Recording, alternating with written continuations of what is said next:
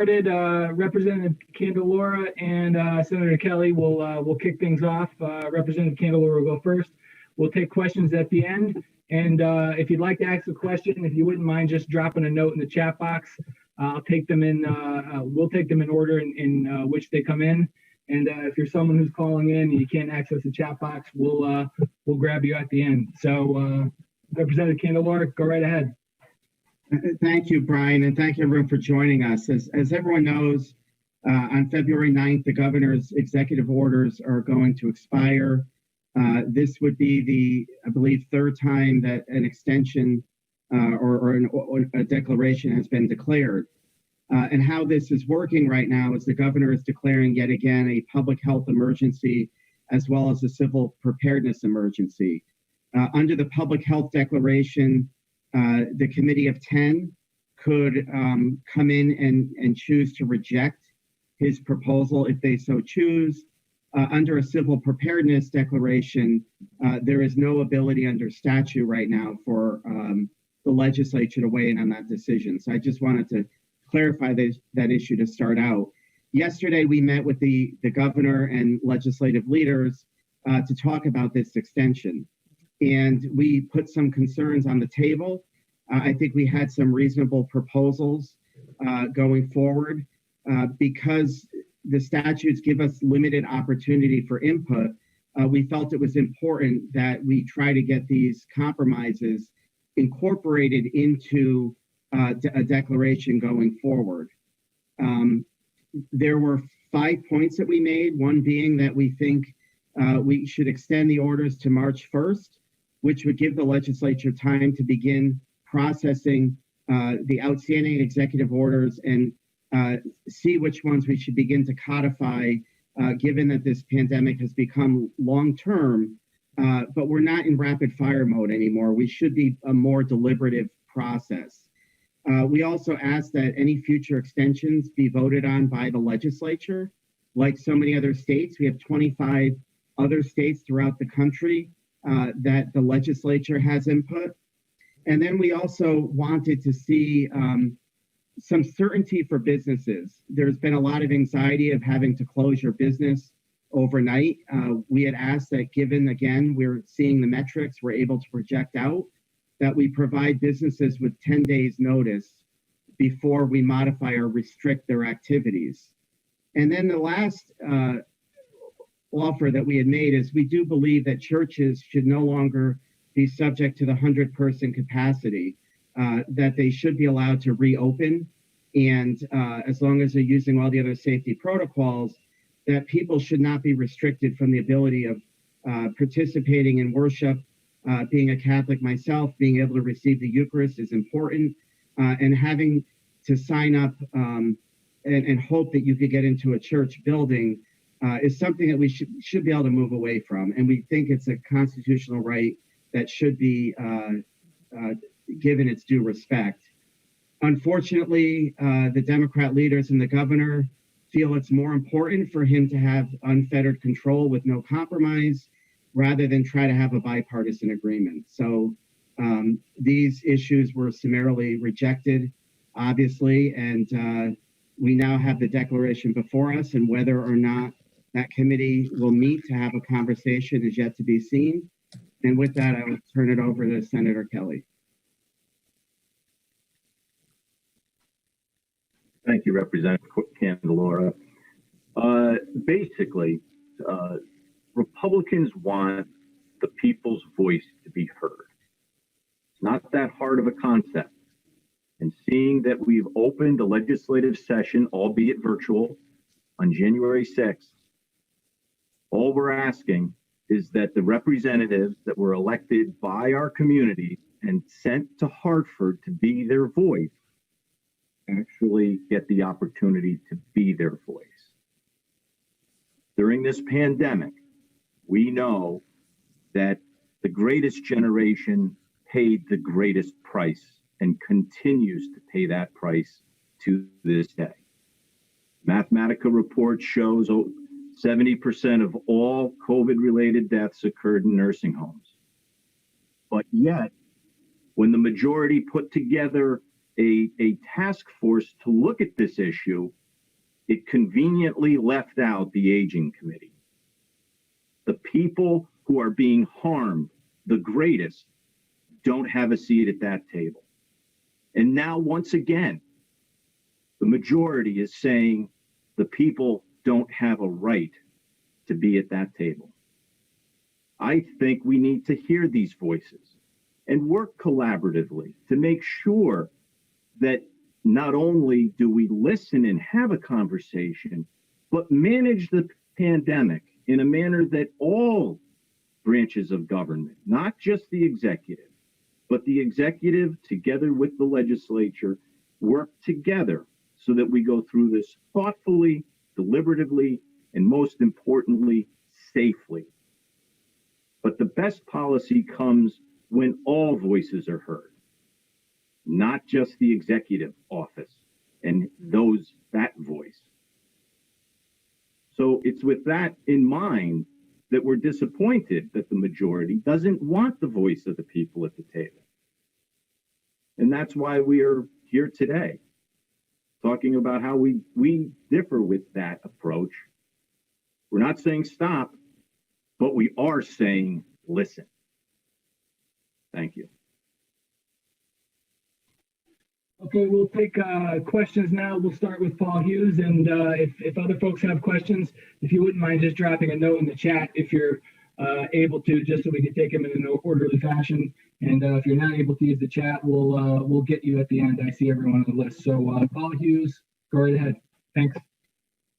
One thing we haven't really heard from the Republican side is just what is the legislature's role in managing this pandemic? And I know, I think, Vin, I asked this question of you back in November. I mean, are Republican legislators going to vote on whether or not people should continue to wear masks in public while this highly contagious virus is capable of being spread through the air? Paul, I mean, how detailed do you think the legislature should get? And two, don't you think that there's going to have to be extensions of these emergency powers during this pandemic, just because there's certain things that the executive can do more quickly than the legislature? Yeah, I mean, absolutely. And I think, unfortunately, this issue has been a bit confused because the Democrats are reading a different letter than what we sent.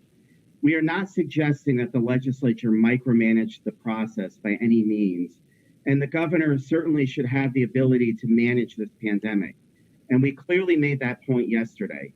But this is about certain base metrics. So when we talk about the people's voice, what we're talking about is the committee process, which has begun to deliberate issues, should be focusing on the long-term pandemic issues like telehealth and those type of executive orders that are already on the books through the executive order that maybe they need to be codified. And so I think the legislature should go through that process of what should we be making permanent and what should we be keeping as an executive order.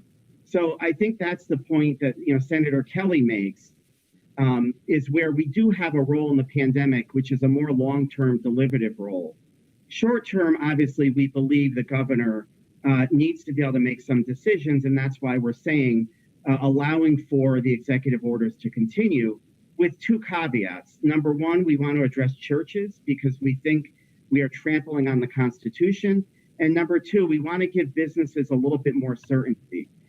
In my industry, with the sports, we were shut down with 3 days notice, and then we were reopened with 3 days notice.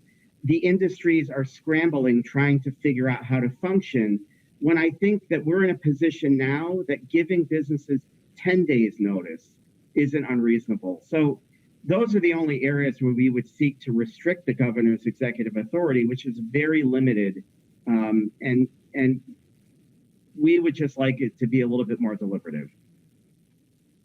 Senator Kelly? Well, I mean, I agree in the sense, one of the things we have and we would look at is allowing the governor to at least act nimbly and quickly but then have a legislative review. I mean, what Democrats like to do is go to those things that have shock value rather than look at like things that are happening. Human beings are in the balance here. Good example, and I'll bring it back to the nursing homes. The issue of immunity.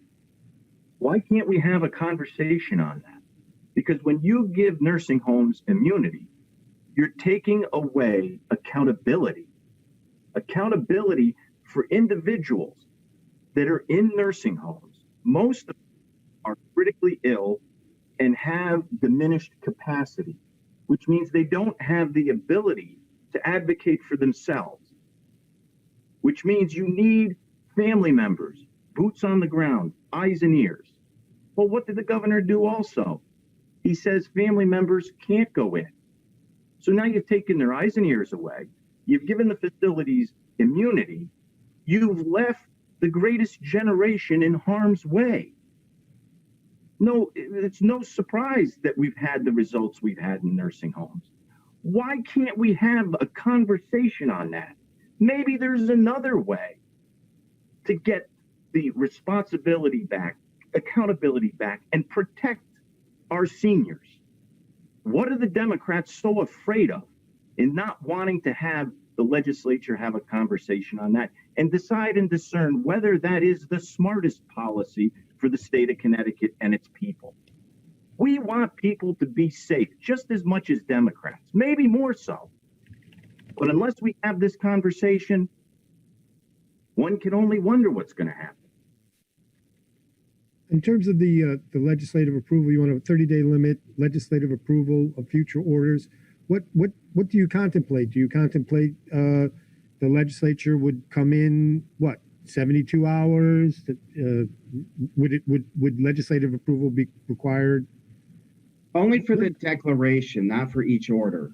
So when the governor would make a declaration, we don't believe it should be unilateral, which is our current statute. We believe that the legislature should be taking a vote. And that's when should that vote occur? Because we're talking about emergencies here. Right. It would be prior to the expiration of the executive order declaration. So Okay. Obviously, if it's expiring on March 1st, under our proposal, the legislature would have to vote prior to March 1st to extend that. Okay. And since the Democrats control the legislature, it shouldn't be a problem getting us called in. And do you agree? I think you guys, you want the select committees to meet, correct? The Public Health Committee? Yes. Yeah. Both. All right. Thank you very much.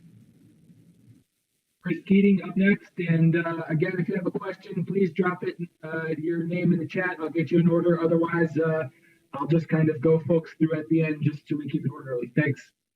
Go ahead, Chris. Yeah, hi there.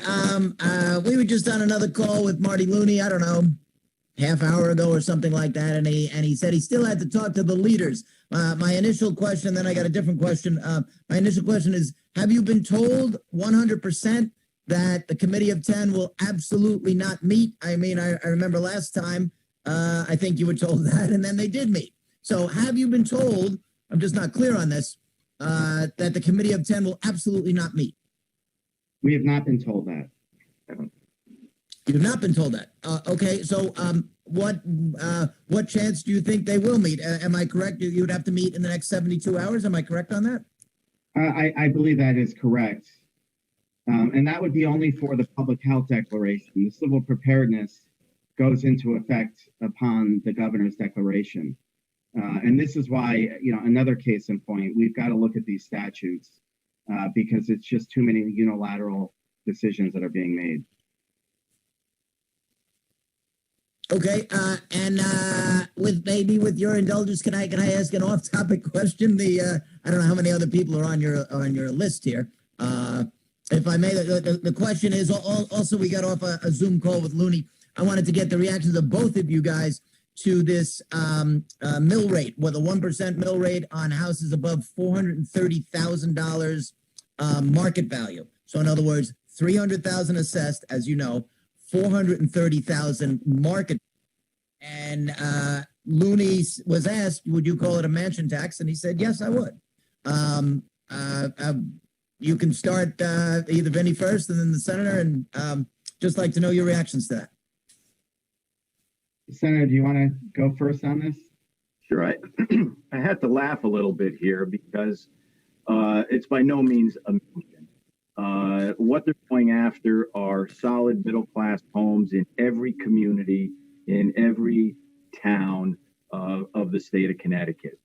And what this is a far-left agenda to redistribute wealth. And, you know, at a time when middle-class families are struggling, and Democrats even acknowledge that local property taxes are one of the most onerous and regressive taxes, they're putting a mill tax on the middle class. And it's not only residents, but also commercial property. And I believe Senator Looney also talked about increasing the percentage from the 70% assessed value to maybe 75 or 80%, which actually lowers that fair market value.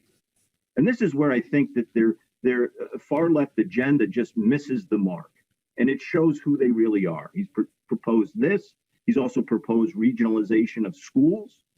And it's all getting control for Hartford and local control being lost for our families. And at a time when we should be trying to give more financial help and relieving the stress for middle-class families, here the Democrats are just heaping another burden on middle-class families, making it that much more difficult for them to live, work, and raise a family in our state. It's just the wrong policy at the wrong time. So, Yeah, and then Vinny can jump in. Senator, just to clarify, so a characterization of a mansion tax, as far as you're concerned, it's a middle class tax. It should not be called a mansion tax? No, it's not a mansion tax. I mean, a mansion, this is going to hit, you know, communities in Milford, in Manchester, Naugatuck, Hampton, you know, Guilford, Madison. It hit all communities. This isn't like your mansions down in southwestern Fairfield County only. A $400,000 home is in every single town. And this is where there's a narrative that's being told that the Democrats are going to get the rich. That's why they use adjectives like mansion tax. Now look at the facts. The facts will show you that's a middle class tax. And that's where their burden always ends up, is on the backs of the middle class family. The solution to every problem is a tax and a bullseye on the middle class wallet, whether it's tolls or gas taxes or insurance taxes. Well, now it's just not the wallet. Now they're coming after our homes.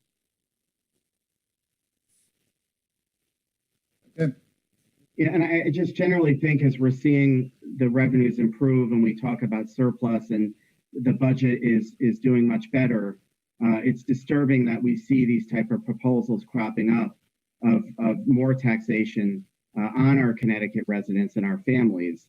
And this is also why we are calling for this deliberative process to start focusing on the pandemic.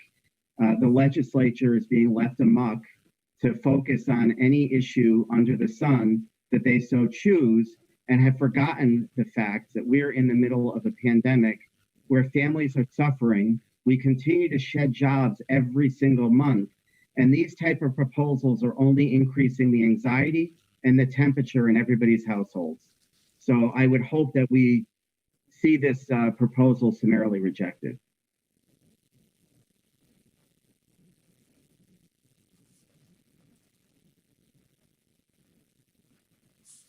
Okay, that's okay with me. I could ask you more on that, but I defer to other reporters on the call. Thank you, Chris. Okay, next we'll go with Ken Dixon. Go ahead, Ken. I just turned the thermostat down, Vin, if that makes you feel any better here in quarantine. Thanks a lot. Keep it cool there, Mr. Dixon. Keep it cool in Shelton. Keaton, you're interrupting me, really? That's Sorry, like, brother, I'm sorry. Mark Davis is retired, bro. I withdraw my question. I am muting myself. I am muting right now. Sorry. Is that like setting up the chair in the center of the? Never mind. Thanks a lot for doing this. This looks like this is what we're going to be doing for the foreseeable future, Kevin and Vin. I know you're going to feel sorry for me because I have to watch the public safety hearing on gambling all afternoon. Can I ask you what kind of intel you're working on in the way of online and sports gambling at this point? Well, I think generally speaking, we're watching that process go through, working through our committee leadership. It's an issue that Connecticut is unlike other states where we have the tribal compacts that are going to impact those decision making. So we certainly have a position internally right now where we would like to see that go. And we're going to wait to see how this public hearing process begins to pan out before we come out with any type of proposal. Thanks. Kevin, you want to add anything if you want? No, I think we're doing the same thing. We do have, our neighbors, the tribal nations are involved in this and need to be a voice at that table. Like I said earlier, I think when you have more voices at the table, you get smarter policy. Well, I think we need to do that. These are our neighbors. These are who have been very good to the state of Connecticut for the past several years. And we need to keep monitoring this to make sure that whatever decision is made, it's made that not only keeps good paying Connecticut jobs, but is a smart policy. Okay, thanks a lot. Okay, Jacqueline at CT Mayor, go right ahead. Can you hear me? Yep. Perfect. I wanted to reach out because this morning during Senator Looney's press avail, when he was talking about property taxes, I also raised the question about affordable housing and the impact or some of the proposals that he has made, as well as is planning to make, surrounding affordable housing and close proximity to train stations. There is a proposal out there to allow, as of right, affordable housing within a half-mile radius of train stations, each town's main train corridor. And so I just wanted to get some feedback on your all's thoughts on that. Yeah, I think generally speaking, each town should be left up to their own devices on local development. Having representing the town of Wallingford as a downtown train station that obviously with the Wallingford-Springfield line has seen a lot more, infusion of activity. That town is already poised on developing around their train station and doing it in a way not just with affordable housing, but looking at mixed-use housing. So I think that we need a broader approach, and we need to allow for towns the flexibility in developing housing. 8-30G, I think we agree is broken, which has more of that as-right type of proposal mentality that has gotten us into trouble where developments haven't gone so well. And, unfortunately, we did have a bipartisan agreement in the House a number of years ago to try to revise those statutes to make them more workable for our communities. And I think that's something we should take a look at again, because every town wants to make sure that there not only is their cities and towns developed appropriately, where the infrastructure could handle, whether it be sewers or public water, but also having the right type of activity, whether it be residential or commercial. So I'm always concerned with the top-down approach. I'd rather see it ground up. First, let's be clear. Why housing is so unaffordable in Connecticut is because it's so expensive, coupled with an underperforming economy where we never got out of the Great Recession. Currently, we are dead last in personal income growth, dead last in job growth. And when you can't find work or you can't find better work and your income's not going up and the cost of living increases with things like the property tax and gas taxes and insurance taxes, it makes the family that much more difficult to afford quality housing. That's a first problem that needs to be fixed here. The next is, as Representative Candelora pointed out, 8-30G to an extent is broken because you do have communities. I come from Stratford, you have Bridgeport. The statute itself is designed to not have investment in cities like Bridgeport, but to bypass and to come to places like Stratford, where we have been the beneficiary of affordable housing within a radius of the train station. So I think there's ways to do this. There's an economic way. I think we need a better economy than what the Democrats have given us. But let's get back. This issue is another issue of what I think the left agenda is to take and control more issues in Hartford. Here's a zoning issue. Goes with the real property issue. Goes along with them taking more and more control, looking to regionalize schools and take that away from our communities and our people. Maybe this is why they don't want the people's voice at the table. But that's a concern that I have, is that you see more and more initiatives to gather more and more power in Hartford. And I don't think Hartford has been that good to the rest of the communities. And I say use Hartford in quotation marks here, but to the rest of the communities throughout our state.